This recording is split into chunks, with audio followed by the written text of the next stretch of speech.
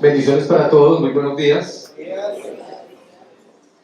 En esta mañana romperé el ciclo de predicaciones en Salmos y estaré compartiendo con ustedes una porción del libro de Eclesiastés. Así que le pido que me acompañe al capítulo 9 de Eclesiastés. Vamos a estar leyendo los primeros 12 versículos. Y en la medida que usted encuentre el texto, por reverencia a la palabra, le voy a pedir que por favor se ponga sobre sus pies. Eclesiastés, capítulo 9. Yo estaré leyendo en nombre de ustedes en la versión Nueva Biblia de las Américas. Y leemos con mucha reverencia la palabra del Señor en el nombre del Padre, del Hijo y de su Santo Espíritu. Y dice la Escritura de la siguiente manera: Pues bien, he tomado todas estas cosas en mi corazón y declaro todo esto, que los justos y los sabios y sus hechos están en la mano de Dios. Los hombres no saben ni de amor ni de odio, aunque todo está delante de ellos. A todos les sucede lo mismo. Hay una misma suerte para el justo y para el impío, para el bueno y para el limpio, para el inmundo, para el que ofrece sacrificios y para el que no sacrifica. Como el bueno, así es el pecador. Como el que jura, así es el que teme jurar. Este mal hay en todo lo que se hace bajo el sol, que hay una misma suerte para todos. Además, el corazón de los hijos de los hombres está lleno de maldad y locura. En su corazón toda su vida. Después se van a los muertos. Para cualquiera que esté unido con los vivos, hay esperanza. Ciertamente un perro vivo es mejor que un león muerto, porque los que viven saben que han de morir, pero los muertos no saben nada, ni tienen ya ninguna recompensa, porque su recuerdo está olvidado. En verdad su amor, su odio y celo ya han perecido, y nunca más tendrán parte en todo lo que se hace bajo el sol. Vete, come tu pan con gozo y bebe tu vino con corazón alegre, porque Dios ya ha aprobado tus obras. En todo tiempo sean blancas tus ropas y que no falte ungüento sobre tu cabeza. Goza de la vida con la mujer que amas todos los días de tu vida fugaz que Él te ha dado bajo el sol, todos los días de tu vanidad, porque esta es tu parte en la vida y en el trabajo con que te afanas debajo del sol.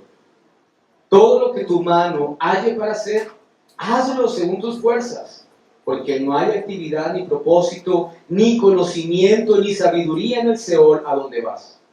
Y además que bajo el sol no es de los ligeros la carrera, ni de los valientes la batalla, y que tampoco de los sabios es el pan, ni de los entendidos las riquezas, ni de los hábiles el favor, sino que el tiempo y la suerte les llegan a todos. Porque el hombre tampoco conoce su tiempo. Como peces atrapados en la red traicionera y como aves apresadas en la trampa, así son atrapados los hijos de los hombres en el tiempo malo, cuando éste cae de repente sobre ellos. Amén. Pueden tomar asiento.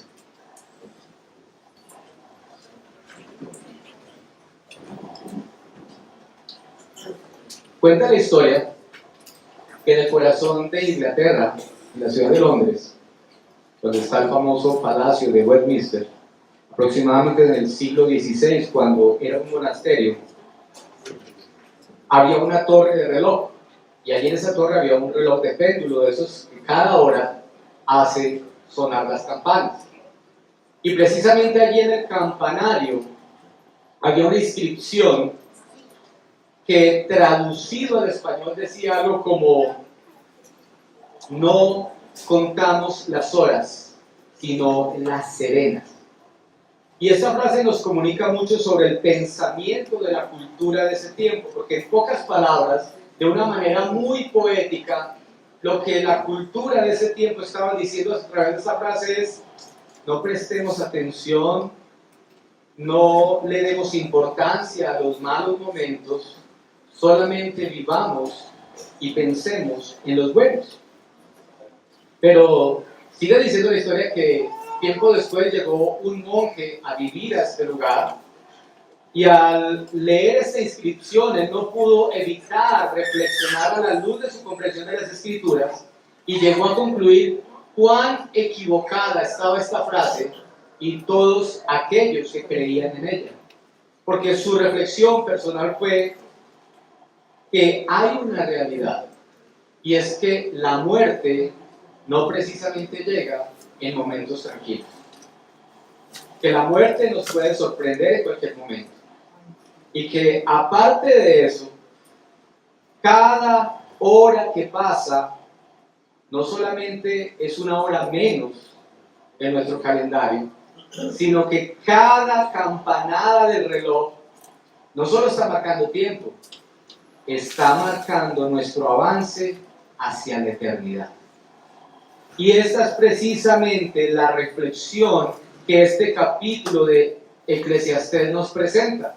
El escritor, que según las evidencias es Salomón, después de haber vivido una vida de placeres, lujos, comodidades, y haberlo tenido todo, él reflexiona cómo todo termina siendo vanidad de vanidades. Y esa palabra vanidad en el original lo que quiere decir es todo es como humo, todo es como un aliento, todo es algo que se esfuma y no permanece.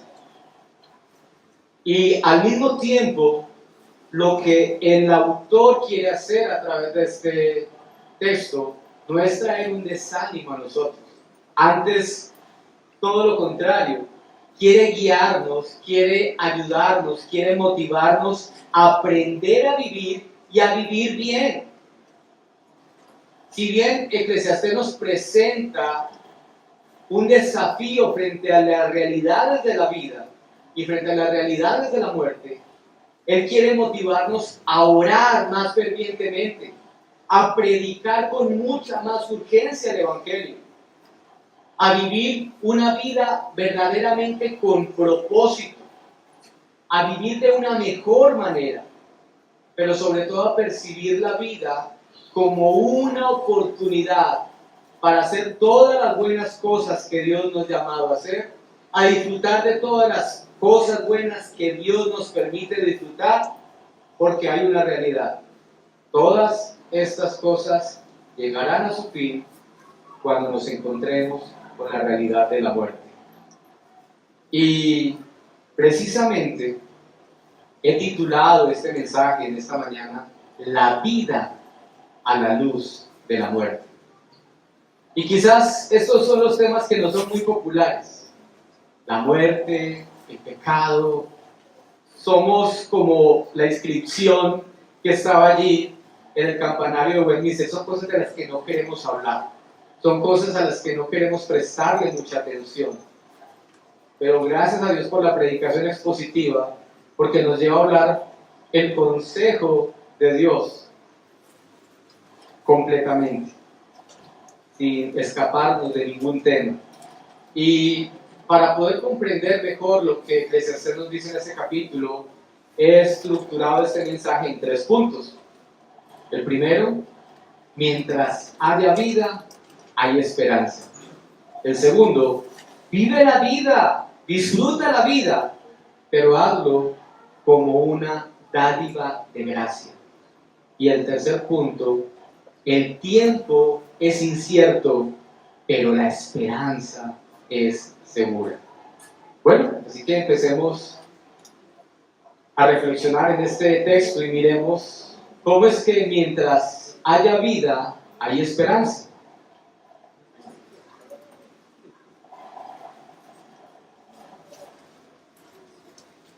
La primera verdad que el autor nos presenta en estos primeros versículos está relacionada con la soberanía de Dios y al mismo tiempo con la naturaleza limitada del hombre.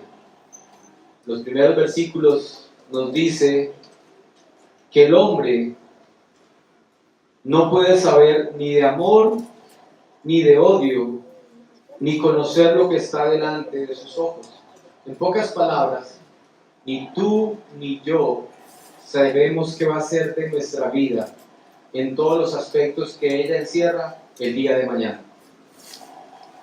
Y que nosotros no estamos en la capacidad de saber y reconocer la obra de Dios en cada persona que está en nuestro alrededor. Además, ni siquiera sabemos lo que va a hacer Dios con nosotros la otra semana.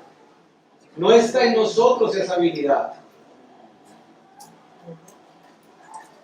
Y esto resalta cómo es Dios solamente quien tiene el control absoluto de todas las cosas. Cosas que el hombre no puede saber ni controlar. Y es que hay una realidad, y es que son muchas las circunstancias que nosotros vivimos. Es más, no todas las cosas que nosotros estamos viviendo hoy son una intervención directa de Dios. Muchas de ellas son el resultado de decisiones, de elecciones que nosotros hicimos. Aún así, Dios sigue siendo soberano sobre esto. Y Dios, en su soberanía y en su gran conocimiento, Él sabe de antemano los resultados de nuestras decisiones. Por eso Él nos da su consejo, porque Él sabe cuál es el resultado. Pero nosotros, que muchas veces somos necios y no consultamos con Dios, no usamos los medios de gracia que nos ha provisto, tomamos nuestras propias decisiones, y esto nos puede llevar a escenarios buenos o malos. Pero Dios ya lo sabe, y Él está en control aún en medio de nuestras equivocaciones. Y aunque la vida esté llena de incertidumbres, de cosas sin sentido, inexplicables, incomprensibles, extrañas, nunca podemos olvidar esta realidad. Dios está en control y nada, absolutamente nada, se escapa de sus manos. Y esta verdad confronta la soberbia de nuestros corazones. Porque en nuestra naturaleza caída tenemos esa tendencia pecaminosa de creernos dueños de nuestro destino y creernos dueños del tiempo. Y eso es lo que el hombre desde el principio ha hecho. Ha depositado su confianza en lo que es incierto, en lo que es fugaz. El hombre ha preferido confiar en el azar, en la suerte, en las riquezas materiales, en vez de confiar en Dios y sus verdades, que son absolutas, que son certeras y que son eternas. Y la Escritura nos muestra un ejemplo. No sé si ustedes recuerdan aquella parábola que Jesús contó en Lucas capítulo 12, de un hombre rico cuyos graneros habían producido una gran cosecha. Y este hombre dijo entonces: desharé esos graneros, haré unos mucho más grandes, y me sentaré y comeré y beberé por muchos años. Ese texto nos muestra que este hombre había puesto su confianza en dos cosas: en las riquezas, pero también estaba confiado del tiempo. Y dice el texto que esa misma noche su vida fue tomada. ¿Y qué pasó con su tiempo? ¿Y qué pasó con esas riquezas? Y esto nos apunta a la segunda verdad que el texto nos está mostrando, y es la realidad de la muerte. Una realidad que no está sujeta a un estilo de vida en particular, independientemente si vives en sabiduría o en necedad, si vives en abundancia o en escasez, si tus obras son buenas o son malas, si eres joven o eres viejo, si estás enfermo o gozas de buena salud, o si vives una vida éticamente moral. Nada de esto nos exime ni nos libera de la realidad que, como consecuencia del pecado, trajo a nuestras vidas la muerte. Hay dos cosas que absolutamente todos nosotros compartimos en esta vida, independientemente del escenario en el cual hayas nacido o en el escenario que puedas partir de esta tierra: una cuna y una tumba. Independientemente si tu cuna fue de oro, si tu cuna fue de cristal o una cuna de paja.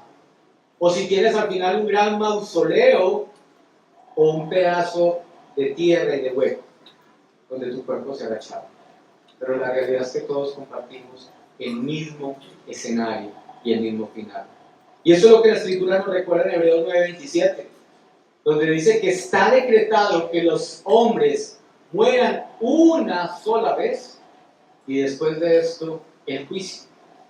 Y esta verdad bíblica tumba por completo todas las falsas ideologías de la cultura o de las culturas a través del tiempo. Porque muchos han enseñado y otros han abrazado cosas como que después de morir volvemos a reencarnar en otro cuerpo, sea de un animal o sea de otra persona, y entonces esto se mantiene en un ciclo constante hasta que llegamos a una forma de iluminación y perfección. ¿Han escuchado eso? O otros que creen que después de morir uno tiene la oportunidad de ir a un lugar donde nuestras penas pueden ser pagadas, ya no por nuestras obras, sino por obras que otros pueden hacer a nuestro favor, pagando misas, pagando rezos, y entonces quizás podamos torcerle el brazo a Dios y Él pueda reconsiderar y llevarnos a una mejor condición, lo cual es un engaño total bajo el cual hoy muchos siguen estando presos. ¿Conocen personas así? Y por eso, gracias a Dios, debemos dar por su palabra que nos hace libres. Dice la Escritura, conoceréis la verdad y la verdad os hará libres, libres de toda falsa esperanza, impuesta por pensamientos de una cultura, creyendo en una reencarnación, en un karma, en segundas vidas, en comunicación con los muertos y otras tantas cosas más que la cultura ha querido imponer en nuestras mentes. La Biblia afirma claramente que tenemos una sola vida, una sola muerte y un solo juicio eterno. Y por eso, el único camino de esperanza verdadera está en aquel que murió una sola vez y para siempre, venciendo la muerte, en aquel que vive y reina eternamente, y ese es Cristo Jesús. Y eso lo vemos en Romanos 6:10, Hebreos 7:27, Hebreos 10:10, que por tiempo no podemos profundizar en esos textos. Pero esta es una realidad a la que todos nosotros estamos sujetos, todos los mortales. No sabemos cuándo va a suceder, no sabemos cómo va a suceder, pero hacia allá nos dirigimos todos. Y cada segundo que pasa, estamos más cerca de esa realidad. La muerte no es un accidente. Independientemente de la forma como ella nos sorprenda, es una cita programada y agendada por el Dios soberano. Déjenme decirles algo que quizás no les guste, pero todos nacemos con una fecha de vencimiento, la cual desconocemos, y gracias a Dios por ello, porque si supiéramos cuándo y cómo vamos a morir, imagínense, si no sabiéndolo, vivimos llenos de angustias, de temores, de presiones, de ansiedades, ¿cómo viviríamos si lo supiéramos? Es más, no viviríamos, no tendríamos vida. Y precisamente porque Dios quiere que el tiempo que pasemos en este escenario, sea mucho, sea poco, lo disfrutemos al máximo, Él no nos ha dado esa capacidad. Y esta es una realidad que el autor está viendo en este escenario terrenal, que es lo que él llama debajo del sol. Pero gracias a la obra de Cristo, este panorama que puede parecernos tan terrorífico, es cambiado por un escenario de esperanza. Y ese es el anhelo y el propósito del autor. Y es el anhelo mío también en esta mañana a través de esta exposición, que seamos consolados, que seamos animados, pese a lo dura que nos pueda parecer esta realidad de la muerte. a la cual hoy muchos temen. ¿Cuánto le tienen temor a la muerte? Siendo sinceros. Y es curioso que, pues si tú eres cristiano, creería yo que tú anhelas estar con Cristo en la eternidad, ¿o no? Pero no te quieres morir para estar con Cristo. Y esto sí lo entendió muy bien y lo vivió el apóstol Pablo cuando él pudo decir, porque para mí el vivir es Cristo. Es decir, él sabía que mientras estuviera en esta vida había cosas que él tenía que hacer, que él debería ser diligente en cumplir las tareas y asignaciones que Dios le había dado para este escenario, pero que el morir era mucho mejor. Ahí estaba su verdadera ganancia. Que Dios nos permita llegar a entender eso que Pablo llegó a entender. ¿A cuántos aquí les gustan las estadísticas? Aquí los universitarios. O los profesionales que en su área y campo de acción tienen que utilizar estadísticas. Cuando pienso en estadísticas, pienso en un personaje muy conocido de nuestro país. Todos recuerdan a Juan Manuel O'Neill, el director del DANE, ¿cierto? Que siempre que salía estaba hablando con estadísticas. Pues déjenme darles una estadística. Esta no es de Juan Manuel Oviedo, esta es de la Biblia. Las estadísticas nos dicen que de 100 personas que nacen, 100 mueren. No todas al mismo tiempo, no todas de la misma manera, no todas bajo las mismas circunstancias, pero el resultado final para todos es que todos vamos a morir. Esta es la única estadística que no tiene ningún margen de error. Todas las demás, así sea un 0.000.1, hay un margen de error. En esta no. Esta se cumple al 100%. Y esto es consecuencia del pecado que dejó al hombre en un estado de depravación total. No, el hombre quedó medio afectado, medio limitado, no. Totalmente afectado. Y si no me lo creen, miremos el versículo 3. Miren qué dice el versículo 3. Aquí el escritor está hablando del corazón de los hombres. ¿Y qué dice el corazón de los hombres? Que a veces es malo o que está lleno, saturado de maldad. Y no solo eso, aparte de malo, es loco, porque dice que hay maldad y hay locura en su corazón. ¿Es eso o no es eso lo que nos dice el texto? Y yo quisiera que pensemos por un momento si esto no es una verdad que vemos a nuestro alrededor. Meditemos por un momento de qué manera los hombres ven la muerte. Y quiero ponerles algunos ejemplos de diferentes culturas. Algunos, por ejemplo, adoran la muerte.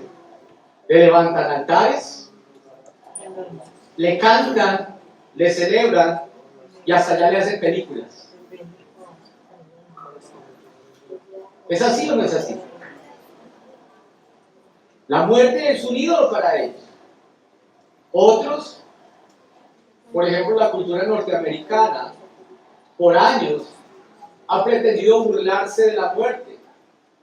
¿Cómo? A través de disfraces, calabazas, fiestas donde hagamos eso tan tenebroso, algo muy divertido, porque no queremos pensar en la muerte. O en países como el nuestro, donde en nuestro calendario hay un día especial asignado para celebrarle a los muertos, y toda la gente se lleva flores, lleva velones. ¿Es así o no es así? Pero una más, de nuestra propia cultura. ¿Cuántos son aquí de Copacabana o viven aquí en Copacabana? ¿Cuántos a medianoche han llegado a escuchar un hombre por ahí con una campanita que va a sacar de tour por todo el pueblo a las ánimas? ¿Lo han visto o no lo han visto? Bueno, los que no están aquí en Copa, pero los que vivimos cerca al parque o al cementerio, hemos vivido esa experiencia. A medianoche un hombre ahí, un monje con una campana, y no puede mirar hacia atrás porque supuestamente detrás de él viene toda la vida de ánimas que viene paseando. Así ve el hombre la muerte. Eso es lo que las culturas nos han invitado a ver, a ignorarla. Porque es que para el hombre es mejor no pensar en ello. Es mejor burlarse de ella. Porque el hombre no quiere razonar, no quiere reflexionar y no quiere aceptar esta verdad. Y busca por todos los medios evadirla, y por eso vemos la ciencia haciendo todo lo que esté a su alcance para tener la fuente de la eterna juventud, porque no quieren morir. Y esto comprueba una vez más lo que aquella inscripción en el campanario de Westminster decía. La gente solamente quiere contar los momentos serenos y tranquilos e ignorar los malos momentos. Pero este texto, Eclesiastés 9, no nos invita a ignorar la muerte, todo lo contrario. Queramos o no, debemos razonar en ella, debemos pensar en ella, pero debemos hacerlo desde una perspectiva correcta. Debemos hacerlo con una mentalidad bíblica, una mentalidad que nos libere de los temores que hasta hoy quizás a muchos les produce la muerte, para que de esa manera, como dice Romanos 12, siendo transformados en nuestra manera de pensar, entonces podamos cambiar nuestra manera de vivir frente a la muerte y podamos vivir con esperanza, sabiendo que sí, ella un día llegará, pero que con su llegada llegará algo mejor si estamos unidos a Cristo. Solamente quienes no tienen una relación con Cristo deben temer de la muerte, porque con su llegada se acabarán todas las oportunidades de salvación. La muerte es inevitable, pero la autoridad final sobre la vida y sobre la muerte está en aquel que venció la muerte para darnos vida y vida abundante, como lo dice Juan 10:10. Y Jesús dijo esto, y me parece algo esperanzador. En Juan 11 Jesús dijo: yo soy la resurrección y la vida. El que cree en mí, aunque esté muerto, hay una realidad, hay otra realidad, vivirá. Y todo aquel que vive y cree en mí, no morirá eternamente. ¡Wow! Qué esperanzador, ¿no? Y es que, mis hermanos, tú y yo fuimos creados para la eternidad. El mismo autor de Eclesiastés, allá en el capítulo 3, en el versículo 11, él lo afirma, que Dios ha puesto eternidad en nuestros corazones. Hay una eternidad aguardándonos a todos los que estamos en ese auditorio en esta mañana. La pregunta que debemos hacernos es si en esa eternidad estaremos con Cristo disfrutando de la vida eterna que Él nos vino a dar, que Él vino a comprar, que Él vino a pagar con su propia vida, o estaremos sin Él experimentando el juicio de Dios. ¿Dónde vas a estar tú? Si tú hoy gozas de una relación con Cristo, no tienes por qué tener temor de la muerte. Pero si no tienes una relación con Cristo, déjame decirte que mientras estés respirando, hay esperanza de salvación para ti. Y eso es precisamente lo que el versículo 4 nos dice. Dice, para cualquiera que esté unido con los vivos, los que aún respiran, hay esperanza. Y utiliza una frase muy célebre en su momento: ciertamente un perro vivo es mejor que un león muerto. Y debemos entender un poco del contexto de la cultura de ese tiempo, y es que los perros en ese entonces no eran ídolos como lo son en nuestros días. En ese entonces el perro era un animal despreciable. Los perros no solamente eran animales callejeros, carroñeros, que vagaban sin dueño, comían basura y aún cadáveres. ¿Y usted sabe lo que eso significaba para un judío? Eran salvajes. La sociedad los veía como animales impuros y peligrosos. Llamar a una persona perro era uno de los insultos más bajos de la cultura hebrea. Recordemos que Jesús en una ocasión dice, no está bien dar el pan a los perrillos. Ser comparado con un perro era ser comparado con lo más bajo de la sociedad, con algo impuro, con algo indigno, con algo de bajeza moral, con algo de bajeza social. Yo creo que el animal que mejor representaría esa expresión en nuestro tiempo son las ratas. ¿Qué se imagina usted cuando hablamos de las ratas? No solamente del animal que produce sentimientos despreciables, sino en ciertos personajes, ¿no es cierto? Por los que tenemos que orar, ¿o no, Juan? El que lo entendió, lo entendió. El león, en cambio, representaba realeza, poder, grandeza, majestad. Y la idea que nos quiere presentar aquí el autor es que de nada nos sirven las muchas riquezas, de nada nos sirven los muchos títulos, los muchos conocimientos, las muchas influencias y contactos que tú puedas tener, la mucha belleza física, cuán corpulento y fuerte eres físicamente, cuando estés en la tumba. Eso de nada te va a servir. Es mejor ser alguien insignificante para esta sociedad, pero tener vida. Porque mientras tengamos vida, hay esperanza de salvación. Porque hay oportunidad de escuchar el Evangelio y venir corriendo a la cruz en arrepentimiento y fe. Porque mientras estemos vivos, tendremos la oportunidad de amar, la oportunidad de obedecer, la oportunidad de cambiar. Y si quizás eres una persona que ha dicho, no, es que yo he cometido las embarradas más grandes en esta vida, no importa cuántas veces te hayas equivocado, no importa cuántas malas decisiones hayas tomado, mientras tu corazón esté latiendo, hay oportunidad y esperanza en Cristo Jesús.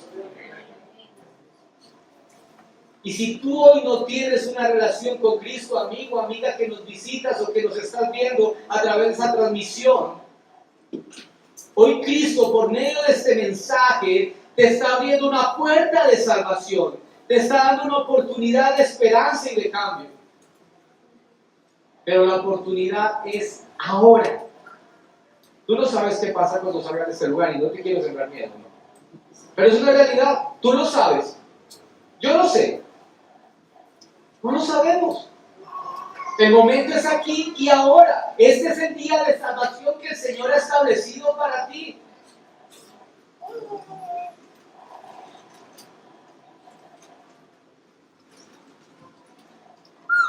Yo te invito a con mucha humildad escuchar y recibir lo que Dios está trayendo a tu corazón, a tu vida en esta mañana. Porque quizás no tengas una oportunidad como la que estás teniendo hoy más. Pero mientras respires, hay esperanza, hay vida. Porque cuando la muerte llegue, se acabará toda esperanza.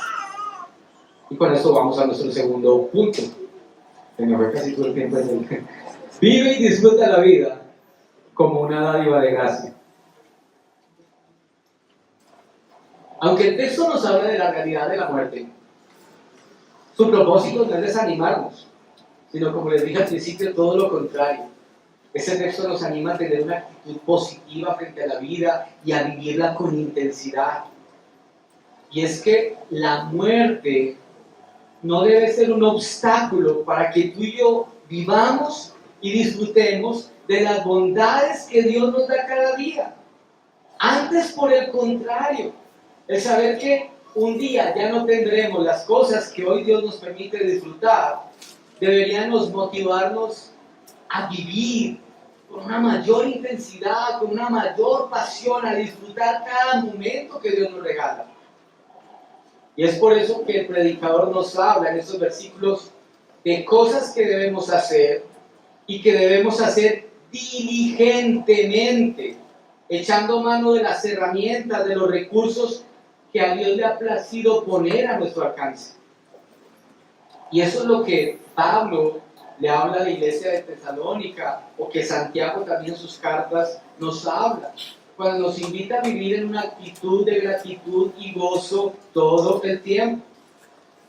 Y es que esas expresiones de ve o anda, según la versión que ustedes estén leyendo, come, bebe, están aquí como imperativos. Son un mandato de Dios, no es una sugerencia. Y el llamado aquí es a vivir gozosamente, y esto implica disfrutar de todo lo que Dios nos da, independientemente de las circunstancias. Pero quiero ser muy enfático y aclaratorio aquí. El disfrute del que el texto nos habla no es ese disfrute hedonista, escapista que la cultura nos llama a experimentar cuando nos dice cosas como vive como quieras, vive al límite, vive la vida que te mereces y otras cosas absurdas que solemos ver por ahí en las redes sociales y escuchar. No, esto no es un llamado al consumismo, esto no es un llamado al materialismo, ni a la mundanalidad, ni al libertinaje, que son las cosas en las que este mundo se deleita y que el autor del libro se deleitó. No es un llamado a la ansiedad. El gozo del que nos está hablando el texto es un gozo enraizado en la comprensión de la gracia, en la comprensión de la soberanía, en la comprensión de la providencia y en la comprensión de la benevolencia de nuestro Dios. Debemos aprender a vivir y a gozar con una actitud apropiada, siendo buenos mayordomos de lo que Dios ha puesto en nuestras manos. Y vivir bien implica vivir bajo la voluntad de Dios. Una voluntad que es buena, que es agradable, que es perfecta, disfrutando este presente sabiendo que es breve, disfrutando de relaciones significativas, trabajando con diligencia, trabajando arduamente, pero aceptando la soberanía de Dios, ya que, como el mismo autor nos lo muestra, no siempre el arduo trabajo traerá los resultados esperados. Pues esta vida está llena de enigmas, está llena de incertidumbres, y por más que nosotros nos esforcemos, hay cosas que de este lado de la gloria nunca nosotros llegaremos a conocer y a entender. Pero aún así, nuestro gozo, nuestro deleite, no está en estas cosas, sino en aquel que nos las ha provisto. Nos gozamos en toda circunstancia de la vida, porque Cristo mismo es la fuente de nuestro gozo. Porque Cristo mismo es nuestro mayor deleite. Porque Cristo es nuestro mayor tesoro. Y por eso podemos vivir vidas en gratitud y en adoración. Y si tú no estás agradeciendo por lo que tienes, evalúa cómo está tu relación con Cristo hoy. Comer y beber, vestirnos, son las cosas más cotidianas de la vida. Pero son cosas que debemos aprender a agradecer. Porque saben una cosa, mis hermanos, en ocasiones esto se nos convierte en parte del paisaje y casi que nos llegamos a creer la mentira de que es una obligación del cielo dárnoslas todos los días. Como si fuera una porción obligatoria, una mesada que nosotros no merecemos. Bien dice el dicho por ahí que nadie sabe lo que tiene hasta que no lo pierde. Y yo he tenido que aprender a valorar eso. Ustedes saben que llevo varios meses en una dieta supremamente estricta y ya estas últimas semanas en que he podido incorporar algunas cositas a mi plato, usted no sabe lo que un huevito cocinado me sale a la boca. No quiero que se me acabe, lo deleito, lo mastico, lo disfruto porque aprendí a vivir sin él. Ahora, a la luz de esa realidad, hoy disfruto más la vida. Ahora Agradezco más por mi cama, por mi almohada, por la cobija, por esos pequeños detalles que de verdad olvidamos agradecer cada día. Y esta es una realidad. Todos hemos sido invitados a esta fiesta llamada vida, pero a todos no nos ha tocado la misma porción del pastel. A algunos quizás les ha tocado una porción más grande, a otros quizás les tocaron las bolonas, pero hay una realidad, y es que a todos, absolutamente a todos, nos ha tocado una porción de la torta. Y creo que si usted estuvo atento a la predicación del domingo pasado, uno de los puntos hablaba sobre la bondad de Dios para con todos, y nos hablaba el pastor sobre la gracia común de la cual todos hemos sido beneficiados, y de una gracia específica también que tenemos en Cristo. Y quiero decir esto: el plato que cada día está en nuestra mesa, aunque nos creemos la mentira, no es el fruto de nuestro trabajo, ni es el pago de nuestro salario, aunque así parezca. Y aunque así no lo creemos, es una muestra de gracia. Porque si tienes vida, ¿quién te la da? Si tienes algún conocimiento, ¿quién te lo dio?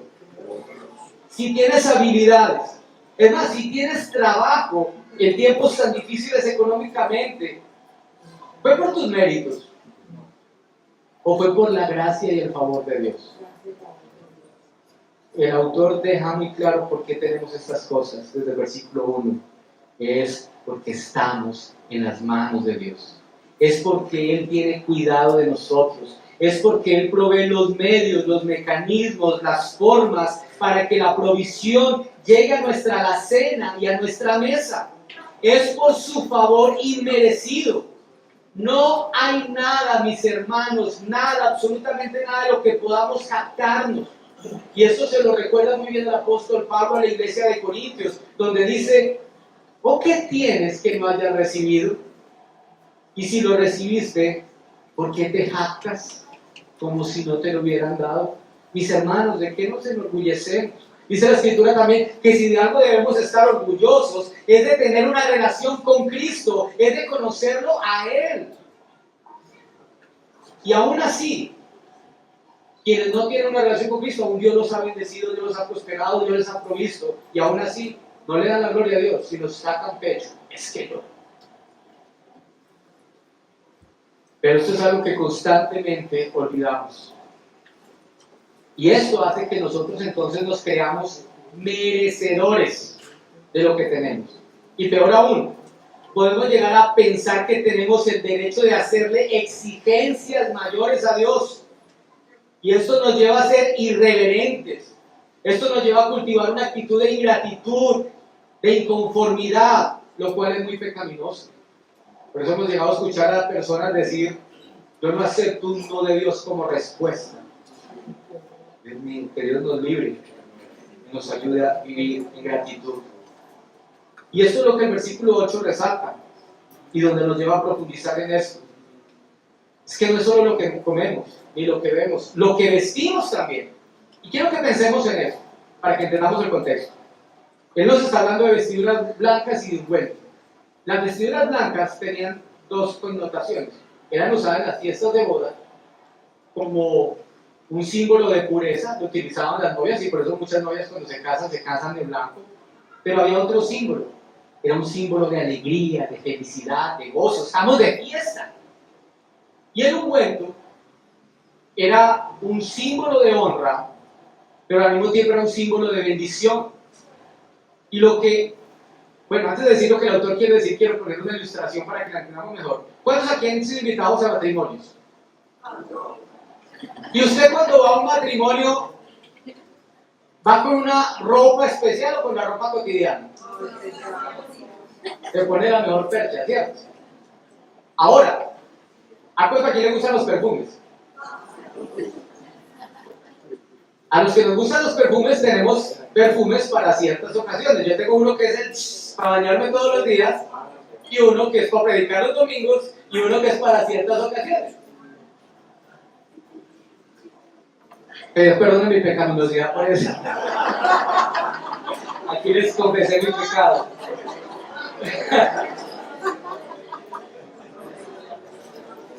Pero, ¿cuál es la idea que el escritor nos quiere comunicar aquí? Es que de este lado de la gloria debemos vivir vestidos de gratitud todo el tiempo, porque cada momento de vida, cada escenario es un regalo de Dios para que lo vivamos como una fiesta para Él. Eso es lo que quiere comunicar el escritor. Cada momento es especial, cada momento es un regalo. Cada momento debemos estar vestidos de ese gozo. Ese traje no es solamente para ocasiones especiales, el traje del gozo y la gratitud es para todo momento. Y nosotros, mis hermanos, por eso no tenemos derecho a hacer exigencias a Dios. Lo mucho o lo poco que tengamos es la porción que soberanamente Dios ha determinado darnos. Y nos la ha dado para que nos la gocemos con ella, o nos gocemos en ella en esta vida. Y entonces, mis hermanos, en vez de lamentarnos por lo que no tenemos, el texto nos llama a agradecer y a gozarnos por todo lo que sí tenemos y que hemos recibido sin merecerlo, porque igual eso que tú tienes no te lo mereces tampoco. Es una dádiva de gracia dada por nuestro Dios. Es más, si tú tienes algo y puedes gozarte en ello, eso también es un regalo. El mismo escritor nos dice en Eclesiastés, capítulo 6, versículo 2, que Dios es el que nos da el don, Dios es el que nos da la capacidad de disfrutar lo que Él nos da. ¿Cuánta gente tú puedes ver con la cuenta llena? Títulos bancarios, propiedades, limusinas y cuanto lujo te puedas imaginar, lleno de cadenas, anillos de oro, diamantes, infelices. Pero nosotros, por la gracia de Dios, como una dádiva, podemos gozarnos con un platico de arroz y huevo. Si ese es el escenario que en ese momento Dios nos está permitiendo vivir o no. Y eso es un regalo de Dios. El hecho de que tú te puedas gozar en eso que para el mundo es insignificante es una dádiva de gracia. Es porque Dios te lo concede, la porción que Dios te da, y te da también la capacidad de gozarte con esa porción. Y es lo que Pablo también le dijo a los filipenses. He aprendido a contentarme cualquiera sea mi situación. Y cada día de nuestras vidas, independientemente de los desafíos, de las realidades, de las complejidades que nos presenta, son una expresión de gracia, y la misericordia de Dios son regalos preciosos que nos da para que los disfrutemos con alegría. Nuestro Dios no es un Dios aguafiestas. Él se deleita en mostrarnos su bondad y nos manda a disfrutar sus bendiciones. Y la Escritura nos lo recuerda cuando dice en Lamentaciones que las misericordias del Señor jamás terminan, que nunca fallan sus bondades, que son nuevas sus misericordias cada mañana, porque grande es su fidelidad. Vemos tanta fidelidad de Dios que aun cuando el hombre cayó, allí en Génesis 3:21 vemos como Dios lo vistió con misericordia. Y entonces, dado que nuestro paso por esta vida es fugaz, debemos disfrutar de todo lo que Dios nos da, por el tiempo en que Dios nos lo permita tener y con las personas que Él pone a nuestro alrededor para amar. Y el texto resalta una de las relaciones más significativas que debemos cultivar y cuidar después de nuestra relación con Dios. Y para aquellos que la tenemos es nuestro vínculo matrimonial. Porque allí también Dios nos ha mostrado su bondad. Dice la Escritura que el que haya esposa, haya el bien. Y obviamente esto aplica para aquellos que han tenido en cuenta a Dios y los medios de gracia para hacer una buena elección. Sin embargo, sé de muchos casos donde algunos tomaron esa decisión cuando no eran creyentes y hoy disfrutan de preciosos matrimonios por la gracia y misericordia de Dios. Y dígame si no es hermoso tener a alguien que nos consuele cuando estamos tristes. Si no es maravilloso tener a alguien que nos acompañe cuando nos sentimos solos. Alguien que nos anime cuando estamos desanimados. ¿Cuánta bendición trae tener esposa o esposo? Y la palabra de Dios nos invita a gozar y disfrutar también de estas bendiciones que implica tener una esposa, un cónyuge. Quiero aquí meterme en un campo un poquito difícil, rápidamente.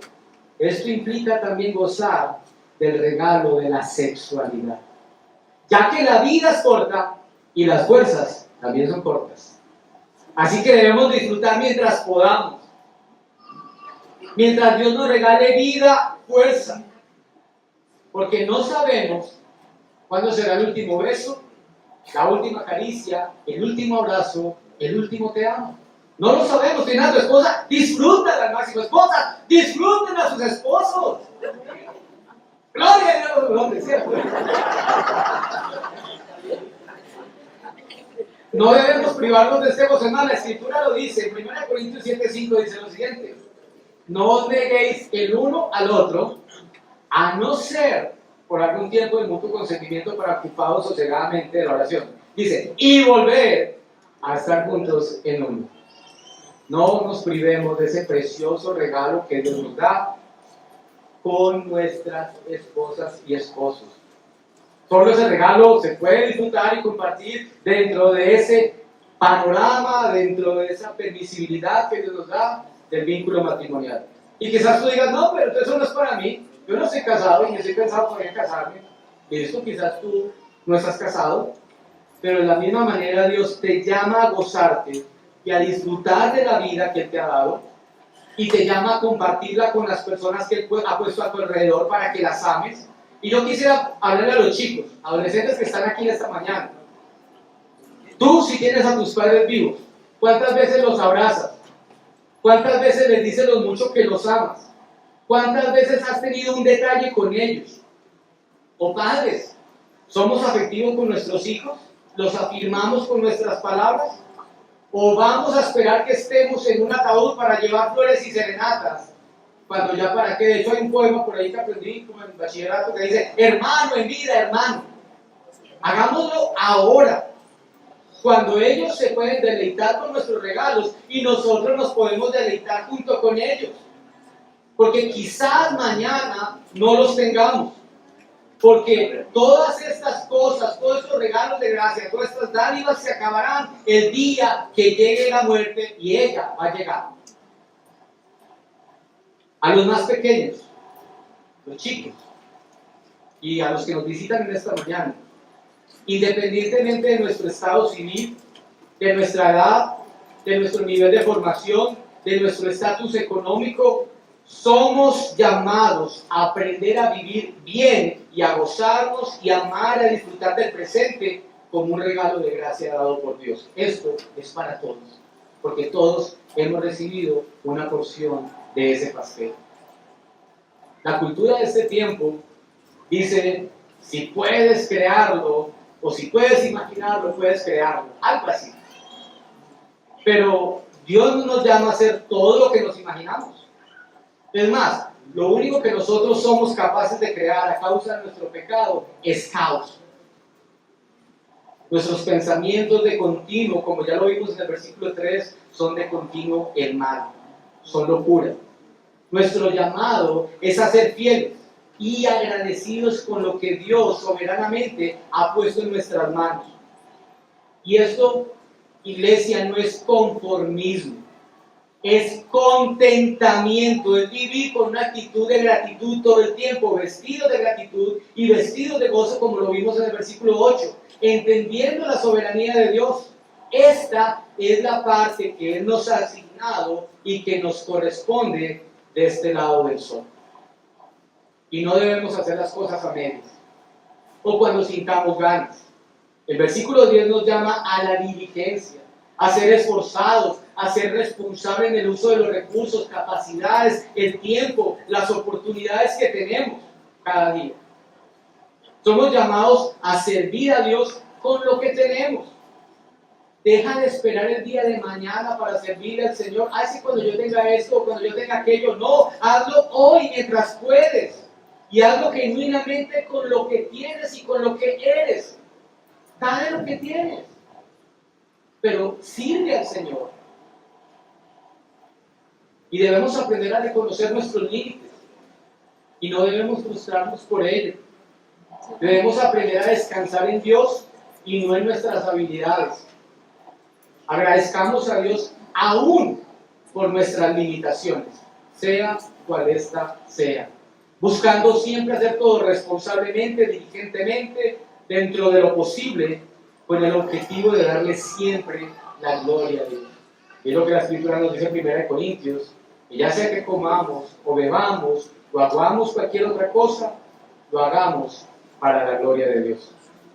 Así que, mis hermanos, si vives, vive para la gloria de Dios. Si gozas, gózate para la gloria de Dios. Si amas, ama para la gloria de Dios.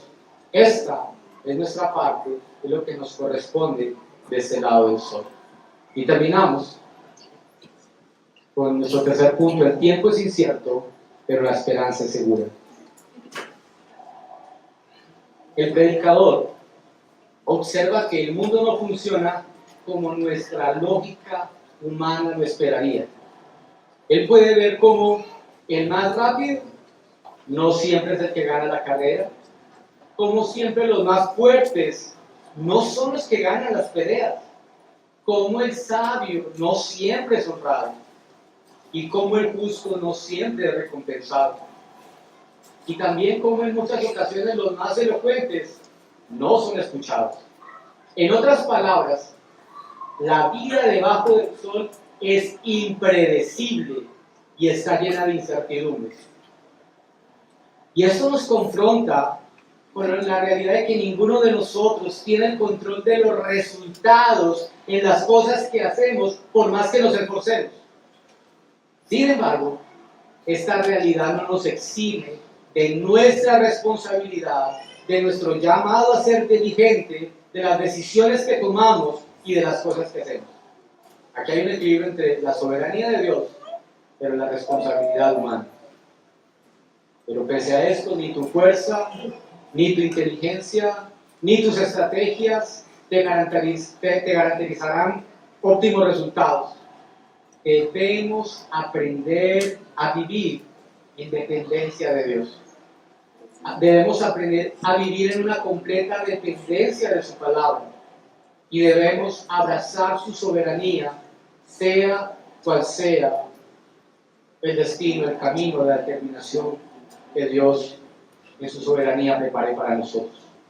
Y eso es lo que el proverbista nos dice en el capítulo 16, versículo 9, cuando dice que la mente del hombre planea su camino, pero el Señor es quien dirige sus pasos. Y el predicador nos da dos ilustraciones en el versículo 12. Él habla del pez que es atrapado en la red sin esperarlo, y nos habla del ave que cae en la trampa sin aviso. Y asimismo, sin esperarlo, de repente y sin aviso, nos sorprenden los tiempos malos. De repente llegan las enfermedades sin que nadie las estuviera esperando. De repente sufrimos un accidente que nos cambia la vida. De repente nos sorprende la noticia de la muerte de un ser querido. O de repente te llama tu jefe y te dice que hasta aquí llegó tu contrato. De repente te vacían la cuenta bancaria porque te la hackearon. De repente pasan tantas cosas que ni nos alcanzamos a imaginar porque en ello nunca pensamos. De repente te llega un anuncio de embargo. O de repente nos podemos encontrar cara a cara con la muerte. Por muchos planes que hagamos, no conocemos el fin de nuestro tiempo. Y por eso la invitación del predicador es aprovechar el tiempo viviendo esta vida, no para nuestra gloria, sino para la gloria de Dios. Y gozando de las cosas buenas que Dios nos permite disfrutar. La vida y la muerte, el tiempo, son cosas que no están bajo nuestro control. Pero en medio de esta realidad, de estas incertidumbres, hay algo de lo que podemos estar completamente absolutamente seguros. Y es que todo, nuestras vidas, nuestras circunstancias, nuestras enfermedades, nuestros problemas están en las manos de Dios. Dios tiene el control. Y por más que lo intentemos, nunca podremos descifrar y comprender la razón de por qué sucede lo que sucede a nuestro alrededor. Y en realidad no estamos llamados a ello. Nosotros no somos quien para hacerle preguntas a Job. Vemos en los Salmos, vemos a Dios, vemos en Job y en los Salmos cómo se cuestiona a Dios. Pero finalmente, ¿quién es el que hace las preguntas? Dios. Y muchas veces nosotros queremos contender, altercar con Dios, tratando de recibir respuestas que no podemos comprender.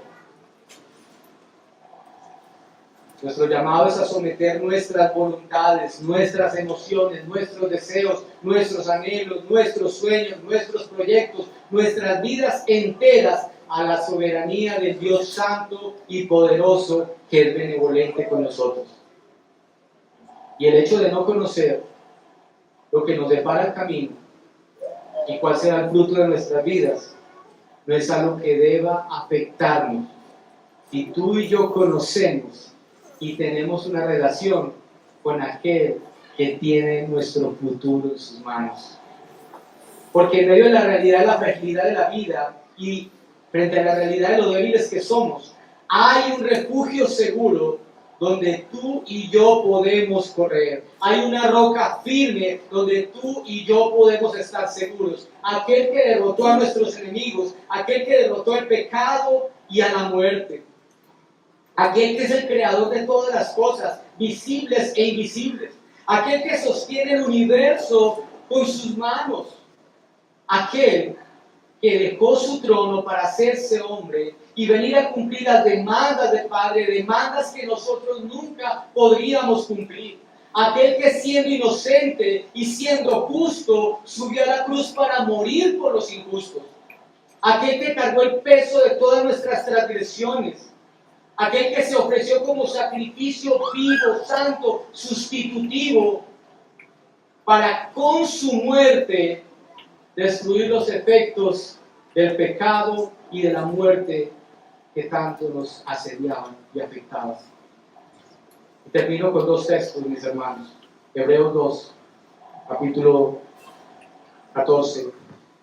Hebreos capítulo 2, versículo 14 y 15 dice: Él, hablando de Cristo, igualmente participó también de lo mismo, para anular mediante la muerte el poder de aquel que tenía el poder de la muerte, es decir, al diablo, y librar a los que por el temor a la muerte estaban sujetos a esclavitud durante toda la vida. Por la obra de Cristo, tú y yo ya no tenemos temor de la muerte.